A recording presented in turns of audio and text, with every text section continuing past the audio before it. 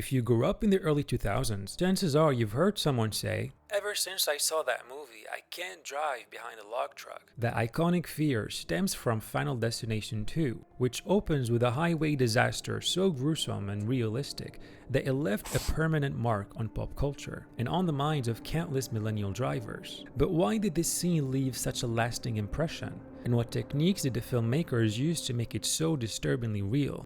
Let's start with a bit of background. Final Destination is a horror franchise that's built its reputation on transforming everyday activities into horrifying death traps. Whether it's making a cup of tea, visiting a fair, or lying in a tanning bed, the series thrives on turning the mundane into the morbid. Even when the scenarios feel far-fetched, there's always that lingering what-if factor that makes both the characters and the audience extra cautious. So far, 5 films have been released, each centered on a group of people who narrowly avoid a major catastrophe, only to find themselves stalked by death in increasingly creative and gruesome ways. And the saga is still going with Final Destination Bloodlines that hit the screens on 16th of May. The log truck accident happens in the second Final Destination movie, during the opening sequence where Kimberly Corman, played by AJ Cook, had a premonition of the disaster. This sequence captures the chaos that occurs in a highway, with screeching tires, shattered glass, and explosions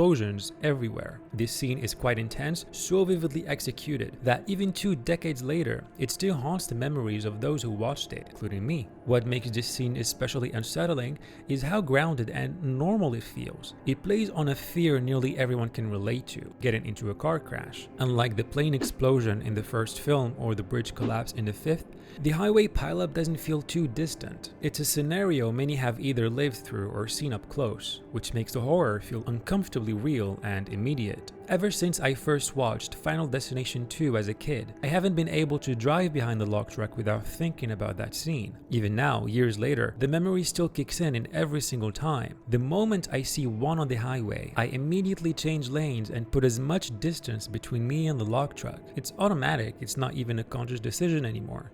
And I'm not the only one. What truly sold the sequence was the direction the filmmakers chose to take.